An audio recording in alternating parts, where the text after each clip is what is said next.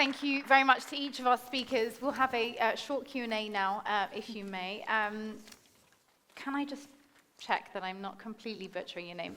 Vibe?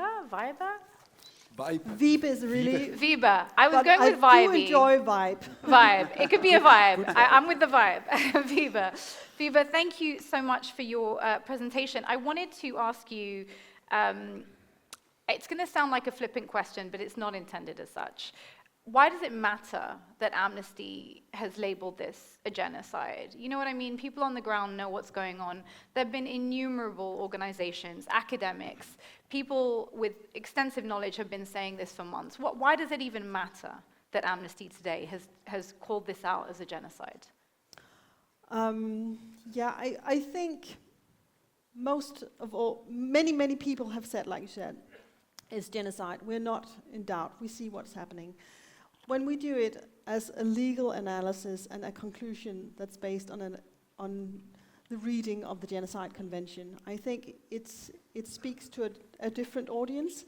It speaks to the international community, the laws, the criminal court, the international court, and that's where the action is happening. We are really very, very intent on making sure that those responsible for the genocide are brought to court, and that we see that this cannot happen in front of our eyes without any consequence. And that's why it matters to have this legal analysis and the legal conclusion. Yes, it is not what we see and feel, it's not an opinion, it's actual happening, and it's our conclusion. And that's why it matters, I think. And just to follow up on that slightly, we've seen Poland recently announce that they will not be applying the arrest warrants for Netanyahu. So for those who might be skeptical and saying, well, you know, what does it even matter? I mean, the US is ignoring international law. Poland is now refusing to respect this.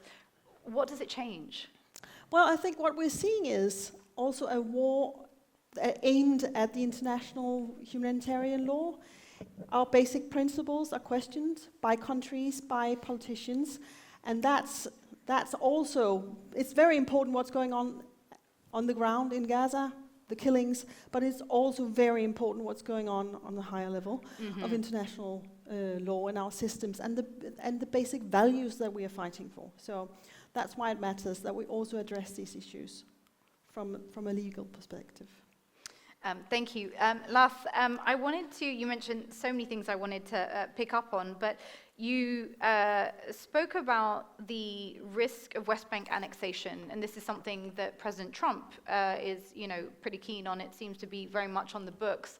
Can you talk us through what you see as the implications of that for, Palestinian statehood, Palestinian rights? I mean, we will be moving into a different scenario when it comes even to a peace process if we see a full annexation of the West Bank. So how is your organization preparing for these very quick shifting sands that are appearing before us?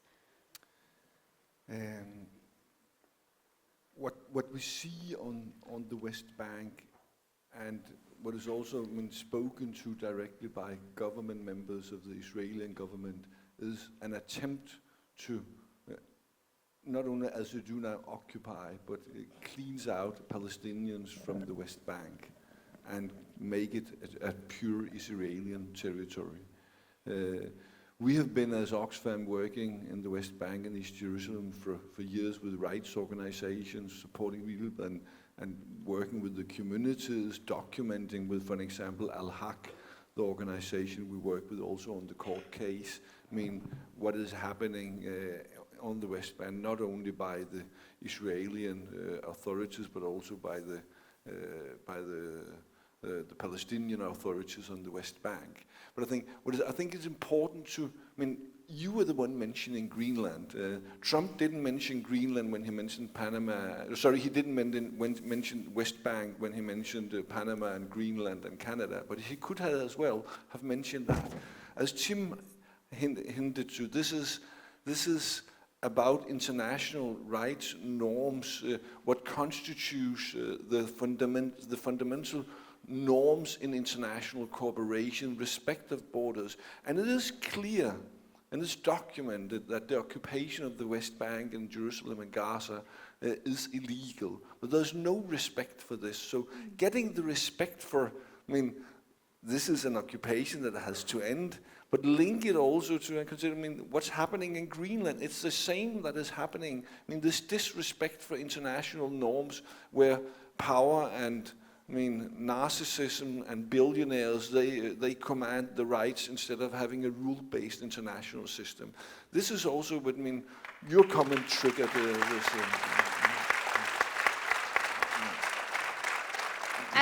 And can I just ask you about, you mentioned the role that Denmark could take in leading this sort of pushback against the complete lack of respect for international law and the international framework. But you also mentioned the EU. Where is the EU? As a European myself, I'm watching, where is the divestment? Where are the sanctions? How is it possible that all of you can be sat here saying what you're saying and that the EU has not taken action with regards to your conclusions? Why is that the situation? First of all, it's an embarrassment to us as Europeans that we are, being complicit in what is happening. Secondly, yes, we know that EU is a many-headed monster, and it's complicated to get a unified opinion. And I don't think we should be too proud about the role Denmark has been playing in the EU on this issue. But what we know is what we are calling for is that EU, for an example, has a preferential trade agreement with Israel, which should be ended now, as long as Israel is committing these injustices. So there are specific measures that EU could take now, and we must be pushing for that. But it's policies and it's interests, and we're struggling with that. Well, following up on that, Tim, if I may, you mentioned the court case regarding the arms embargo. You mentioned in your speech just now that the law is clear. And amongst you on the panel, you've, talked about genocide, clear-cut genocide. We talked about starvation as a weapon of war. We talked about a situation in Gaza that is unheard of, even comparatively to other conflicts that are horrific. I want to know what you're being told when you go in and you say, we need to apply an arms embargo now. What exactly is the counter to that? Genuinely, I'm super curious, but give us the backdoor tea. What do they say to you? You come in, you say, look at all this evidence, with children being sniped, people die. What? I think when they say this is an issue for the courts, ironically, then they're also trying to say that we don't have legal standing in the courts, which in a way is saying no one should be allowed to question our judgment on this. And I think this is why I say I think it's a very dangerous precedent, because it allows basically any government in power to come with its own analysis of the situation and implement it. In practice, I think most of us know this is because of close alliances with the US, and especially around the F-35 program. Then the Danish politicians feel that this is an important part of Danish national security to be part of this program. And if the US says that they want to sell F-35s to Israel, then Denmark is in no position, they don't feel, to refuse it. The problem, of course, is if the US is in fundamental violation of European arms trade agreements, UN arms trade agreements, does that mean effectively that we're depositing our commitment to international law today with the Trump presidency? In which case we really don't have any commitment left to international law. So am I hearing that, in many ways, we're also being confronted politically with a question of whether we as Europeans wish to remain aligned with the US and where we're being dragged under a Trump administration and the implications for international law? Is there anyone pushing back internally, politically? Obviously you are pushing back as NGOs, but is there another voice within Europe saying this does not protect our interests, this does not support our long-term safety and security? No, I think there is, and I think, in the midst of this dire situation, I think it's also important to see the fundamental shifts that have happened in the populations around the world. I mean, you know, the movement that many of the people in this room have also been part of, that we've seen in college campuses, that we've seen on the streets of Copenhagen, in campuses here. You know, if you look at the opinion polls, there's been a massive shift in the last year and a half because people see what's happening. They can see with their own eyes, they hear the stories, maybe not so much always in the media, but the media also carry them, but especially on social media. You know, people are getting a very clear picture of what is happening. And I do think that the reason why we also see such a massive pushback now on basic freedom of expression is because the politicians are afraid of this shift in popular opinion. What I worry about, as we look forward into the coming year, is that the attempts to restrict freedom of expression by NGOs, universities, media, in the coming year, we're going to see massive attacks on this under the Trump administration. There's already a bill passed in the House which allows the Attorney General to take away nonprofit status from any NGO that speaks out about this. We've seen attempts to crack down on student freedom of expression and mobilization on campuses. We've seen the same thing in Denmark. We, as an organization, have had numerous attempts in Parliament to have our funding taken away from us. And it puts NGOs in a very difficult position because we do humanitarian work all over the world. The truth is that speaking out on this issue potentially imperils years of humanitarian and development work all over the world for us. So it carries risks. But it's also an area where, picking out certain organizations, certain universities, certain people, and attempting to silence them is also an active strategy to silence the entire movement.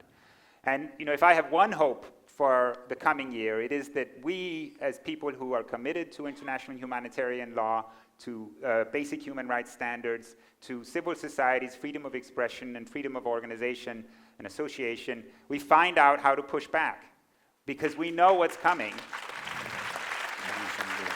And we will need to be also resilient in this moment. We will need to speak out for each other. We will need to avoid the attempts that will be made to single out organizations or individuals or universities. We have a major university in Denmark which has had reduced its research funding because someone who we don't know who is sprayed graffiti on their walls.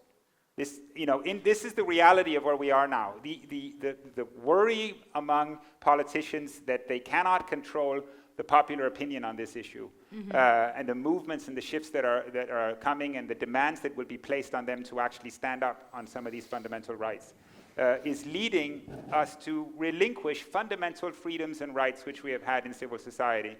And I think it's time for us to also figure out how we're going to push back against that. Thank you. Vejsager. Yeah, thank you. I just on that, what Tim is saying, that we put out, I think in the summer, research throughout Europe, and we see a trend in all European countries. I think we were investigating 21 countries. In all European countries, there's a curtailing of civic space, and it's increasingly difficult to have a conversation on this specific topic. So it is very worrying, but I also think we should be mindful of the way that we discuss it, because still NGOs are organizations. We have each other, we have our brands, we can stand firm when we are attacked. I'm really worried about the individual who's experiencing on the workplace, in his family, on the streets, hate speech, all kinds of oppression when talking about this issue. And I think we should be very aware that individuals are under attack as well. Yeah.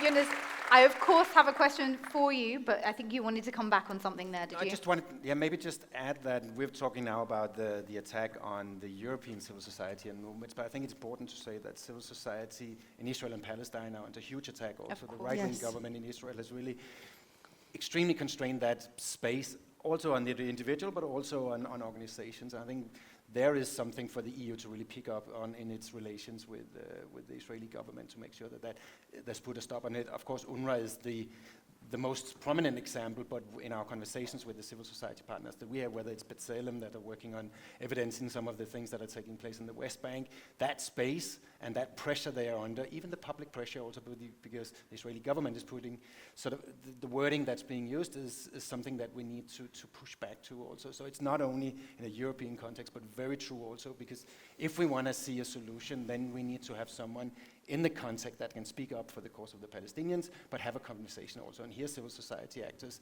in Palestine, in Israel, are crucial. And right now, that space is becoming smaller and smaller by the day. And that's presumably because of the repression that they're facing from the Israeli government currently for speaking up in any capacity. I mean, just can you give us a little sense, because I think, you know, for some of us watching from the outside, there might be some frustration. I can speak for myself, I won't assume anyone else. But looking at Israeli civil society and thinking, you know, where is the resistance? Where are you? You know, I mean, I know there's like 4 people standing outside the parliament on a good day, but it's a real question. You know, we're told this is our greatest ally in the region, right? The only democracy in the Middle East. Many of them are actually Europeans. What is going on? Where are they?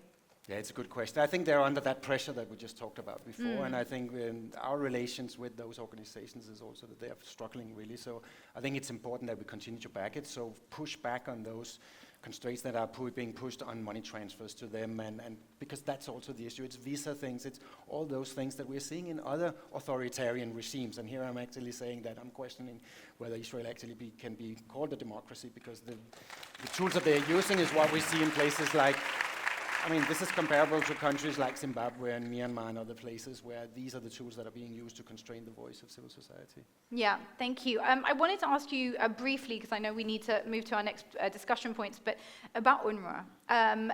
We know that UNRWA has been a lifeline for the Palestinians, obviously for decades, and this attack on UNRWA is being, you know, obviously presented as part of a pushback against the events of October the 7th. Can you explain to us why this attack on UNRWA is so significant for the Palestinians? Because there are voices currently claiming that other NGOs can step in and fulfill this role. And my understanding is that that is not the case. So can you explain to us why this attack on UNRWA is so tied to the wider attack on Palestinians and Palestinian rights? I can start from an operational point of view and say that, as you were saying, there's none of us here that believe that anyone can step in because of the years of experiences, the huge amount of staff, really, and the tools and guidelines and procedures and everything that's in place. Nobody can take that over. We are all relying heavily on UNRWA and their capacity, and I think that's why we are also strongly advocating towards the Danish government to push back on this thing, and are actually, quite frankly, quite worried what will happen when sort of that 3 months period come to an end and then UNRWA is banned. Of course, UNRWA was set historically with a particular mandate to protect the Palestinians. So by making them, abolish them basically from Palestine, also take away that responsibility, and nobody else will have the same mandate. And that's a true sort of more political worry that we're looking into. And that's why also on the larger picture, we cannot really see a solution coming out if UNRWA is not there also to protect the rights of the Palestinians. Meaning we're talking about stateless populations with no overarching body to provide for their needs, which ultimately surely feeds into a wider concept of extermination. I mean, if people can't feed themselves, house themselves. Yes. Okay. Well, look, thank you so much. I could talk to you for hours. I would love to, but unfortunately, I think we have to move on. So please give a very warm round of applause to our panel today. Thank you.